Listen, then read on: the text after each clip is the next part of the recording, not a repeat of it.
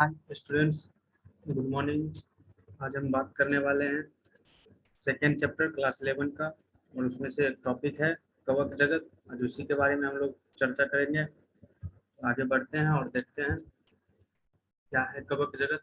हमने पिछले क्लास में आपको मोनेरा जगत और प्रोटिस्टा जगत के बारे में बता दिया था। तो अब आगे बढ़ते हैं और आज देखते हैं कवक जगत। सबसे पहले आइए देखते हैं ये कवक होता क्या है। सबसे पहले हम जानने का प्रयास करेंगे कि ये कवक होता क्या है। कवक क्या है, इस चैप्टर में, इस टॉपिक में हम क्या पढ़ने वाले हैं। कवक क्या है, कवक की विशेषता, कवक के प्रकार, और कवक से लाभ और कवक से हानि।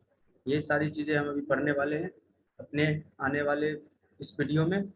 तो चलिए आगे बढ़ते हैं और देखते हैं कवक है क्या।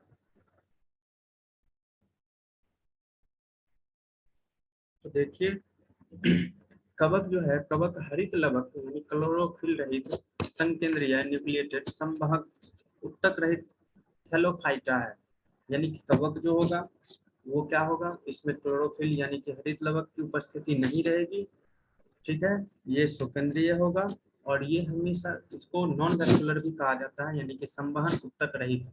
ठीक है, और कवक के बारे में अध्ययन यानी कि कवक के बारे में पढ़ने को, इसको कवक के बारे में अध्ययन को कवक के बारे में अध्ययन को माइकोलॉजी कहा जाता है। इसको देखिए, आपने यहाँ पे देख रहा होगा, आपको दिख रहा होगा, इसी को कवक के अध्ययन को माइकोलॉजी कहा जाता है। ठीक है, अब आगे बढ़ते हैं और देखते हैं। याद रखिएगा, कवक के अध्ययन को माइकोलॉजी कहा जाता है। चलिए कवकों की आकारिकी देखते हैं हम। मॉर्फोलॉजी यानी कि कवक के शरीर को माइसिलियम यानी कि कवक जाल कहते हैं, क्योंकि ये पूरा का पूरा फैला हुआ रहेगा। ठीक है, जाल की तरह। माइसिलियम एक जालनुमा संरचना है जो कई सारे कवक तंतुओं के मिलने से बनती है। कवक तंतु को कवक की संरचनात्मक एवं क्रियात्मक इकाई कहते हैं। यानी कि इसमें जो कवक तंतु जो होगा वो इसकी क्या होगी, क्रियात्मक एवं संरचनात्मक। जैसे कि मनुष्य में सेल यानी कि कोशिका जो होती है वो क्या होती है, मनुष्य में सेल जो होती है वो क्या होती है, वही ना इसकी संरचना होती है, क्रियात्मक इकाई होती है किसकी, मनुष्य की। तो कोई आपसे पूछे कि मनुष्य की क्रियात्मक इकाई क्या है, तो आपको पता होगा कि सेल को कहते हैं।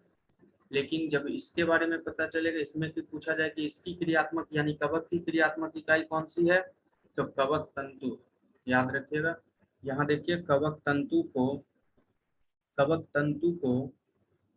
यानी कि इसको कवक तंतु को कवक तंतु को कवक की संरचनात्मक एवं क्रियात्मक इकाई कहते हैं। याद रखिएगा, इसी को कवक तंतु को कवक की क्रियात्मक एवं संरचनात्मक इकाई कहते हैं। चलिए अब आगे बढ़ते हैं। कवक तंतु के चारों ओर कोशिका भित्ति पाई जाती है जो काइटिन की बनी होती है। ठीक है, काइटिन के साथ कुछ मात्रा में सेल्यूलोज, प्रोटीन एवं लिपिड पाए जाते हैं। अब आइए उसके थोड़ा सा देखते हैं।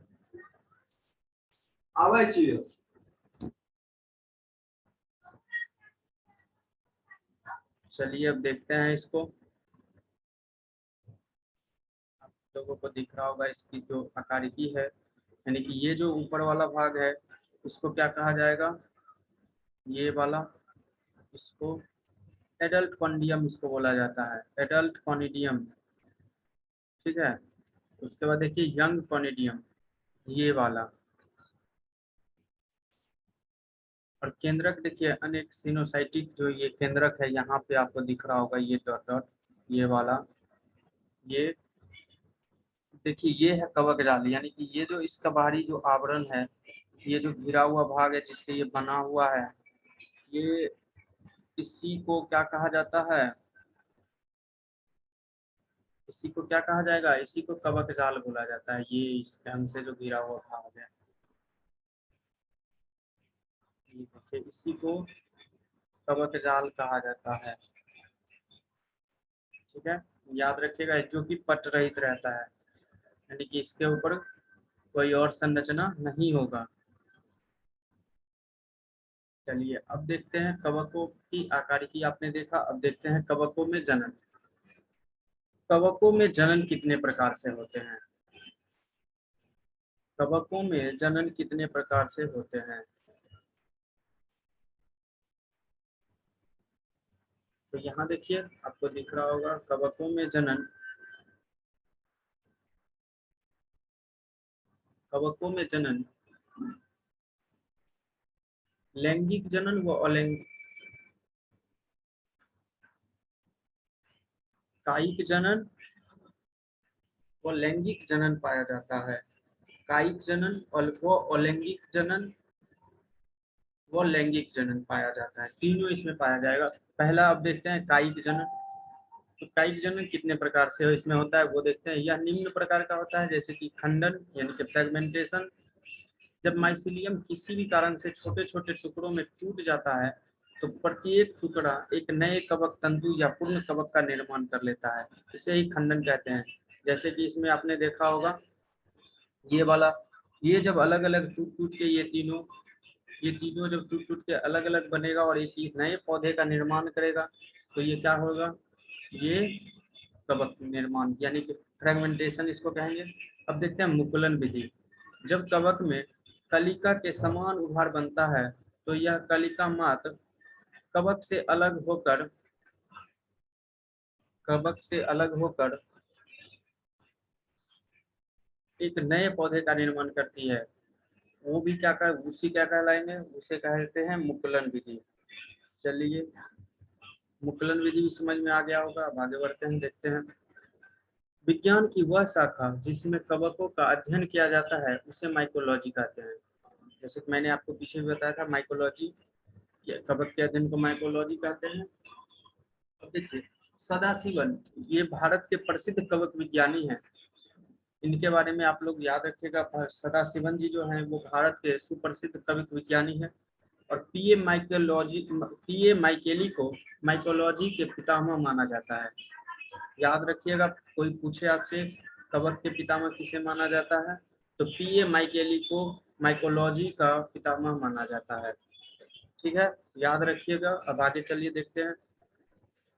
बॉसपर्ट बोहिनी ने फंजाई नाम दिया था, यानी कि फंजाई सबसे पहले फंजाई शब्द का उपयोग या शब्द का नाम किसने दिया था? तो याद रखिएगा बॉसपर्ट वाहिनी ने फंजाई नाम दिया था। और भारत में माइकोलॉजी के पितामह ईजे बटलर है। यानी कि पूछा जाए कि अगर भारत में माइकोलॉजी के पितामह किसको कहा जाता है तो याद रखिएगा कि भारत में माइकोलॉजी के पितामह ईजे बटलर को कहा जाता है। अब देखते हैं कवकों का आवास। अब कवक कहाँ पाए जाते हैं, कौन से स्थानों पर पाए जाते हैं, वो भी थोड़ा सा देखते हैं।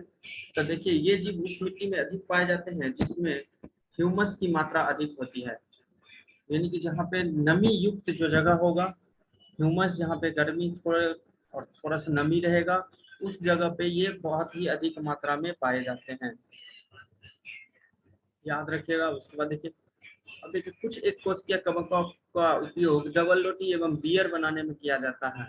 उदाहरण सेक्रोमाइसिस नामक कवक का उपयोग, जो कि एक कोशिकीय कवक है, उनका उपयोग डबल रोटी और बियर बनाने में, डबल रोटी समझ रहे हैं यानी जिसको पाव रोटी बोलते हैं अपने यहाँ, 1 रुपया में 2 रुपया में मिल जाता है उसी को, तो उसको डबल रोटी भी कहा जाता है। और उसको भी बनाने में सेक्रोमाइसिस का उपयोग किया जाता है, सेक्रोमाइसिस नामक कवक का उपयोग किया जाता है। उसके बाद देखिए रोटी या संतरे के सड़ने की प्रक्रिया फंजाई के कारण होती है, यानी कि रोटी जो आप 1-2 दिन छोड़ दीजिए वो जो सड़ने लगता है, या फिर संतरा जो सड़ने लगेगा, उसमें सड़ने की प्रक्रिया जो होगी वो इसी की उपस्थिति के कारण होगी। किसकी?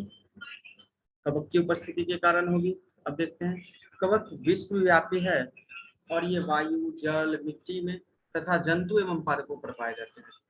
अब समझ में आ रहा होगा जंतु एवं पादप पे कैसे, मिट्टी जल तो चलिए समझ में आ गया, पादप और जंतु पे कैसे तो आपको बताते हैं। आपने अपने घर के आसपास बरसात के टाइम में गिरे हुए बहुत सारे पेड़ के टुकड़े देखे होंगे, उस पे जाके देखिएगा कि उस पे फैला हुआ रहेगा, हल्का सा उजलापन लिए हुए, धीरे धीरे ये उगता है। तो ये जो वहां से उगेगा ये उसी पादप पे उगेगा जो मृत रहेगा, जो गिरा हुआ रहेगा, जो सड़ने के कगार पे रहेगा। ठीक है। अब अभी तो वैसे भी बरसात का मौसम है तो अभी आप जाके इसको देख सकते हैं, बहुत सारे मिल जाएंगे। अब देखिए ये जीव नम तथा गर्म स्थानों पर सरलता से उग जाते हैं। ये वह जीव यानी कि ये कवक जो है ये वैसे स्थानों पर तुरंत उग जाते हैं जहाँ पर कि क्या हो, जो जगह गर्म भी हो और नम भी हो, दोनों जगह पे ये अगर दोनों एक जगह कंडीशन इसको मिल जाएगा तो ये कहीं भी अपने आप को उगा लेता है। उसके बाद देखिए कुछ कवक शैवाल के साथ सहजीवी के रूप में भी पाए जाते हैं। शैवाल के साथ कुछ कवक क्या होते हैं, सहजीवी, यानी कि दोनों एक दूसरे के साथ रह लेते हैं। तो याद रखिएगा ये दोनों कुछ कवक जो हैं वो शैवाल के साथ सहजीवी के रूप में भी रहता है। अगर कोई आपसे पूछे कि क्या कवक शैवाल के साथ सहजीवी के रूप में पाया जाता है तो कहिएगा हाँ पाया जाता है। कुछ कवक ऐसे हैं जो शैवाल के साथ सहजीवी के रूप में भी पाए जाते हैं। चलिए अब आगे चलते हैं। अब देखिए भोजन को जीवाणु तथा, ये नोट आप ध्यान से देखिएगा, भोजन को जीवाणु तथा कवकों से खराब होने से बचाने के लिए रेफ्रिजरेटर में रखा जाता है। रेफ्रिजरेटर में निम्न ताप पर जीवाणु तथा कवक में उपस्थित एंजाइम निष्क्रिय हो जाते हैं और भोजन खराब नहीं होता है। यानी कि ठंड के मौसम में वहाँ पे उसका तापमान एकदम निम्न हो रहता है। फ्रिज का, आपके घर में फ्रिज होगा, आप लोग जरूर देखिएगा। वैसे हमारे घर में नहीं है इसलिए हमको नहीं पता है। ठीक है, तो आप जरूर देखिएगा एक बार। भोजन को वहाँ पे रेफ्रिजरेटर में निम्न ताप पर जीवाणु तथा कवक में उपस्थित एंजाइम को जो होते हैं वो क्या होते हैं, निष्क्रिय हो जाते हैं, क्योंकि हमने आपको पहले बता दिया था ये गर्म स्थानों पर और कहाँ, ये गर्म और नमी युक्त स्थानों पर पाए जाते हैं और इसी वजह से हमारा क्या होता है, खाना सड़ने से बच जाएगा। अब देखते हैं कवक से लाभ क्या है हमें। तो लाभदायक कवक, कवक भूमि में पड़े हुए सड़े गले पदार्थ को अपघटित करके अन्य पदार्थ में परिवर्तित कर देते हैं। ये पदार्थ उर्वरक के समान कार्य करते हैं तथा भूमि की उर्वरता को बढ़ाते हैं। तो यह इसका सबसे बड़ा फायदा है, जिसकी मदद से यह खेतों में फसल के लिए अच्छा माना जाता है और कवक खाने में भी प्रयुक्त होते हैं। तो ये जो कवक होते हैं ये खेतों में अगर उग जाए तो उससे कोई दिक्कत नहीं है, ये हमारे खेत की उर्वरा शक्ति को बढ़ाने का ही काम करते हैं। और इसका आप लोग सेवन भी कर सकते हैं, सब्जी के रूप में इसको आप बना के खा सकते हैं, जिसको कि आप लोग खाते भी होंगे। उसको मशरूम बोला जाता है, जो कि एक अच्छी विधि के तहत उसको उगाया जाता है।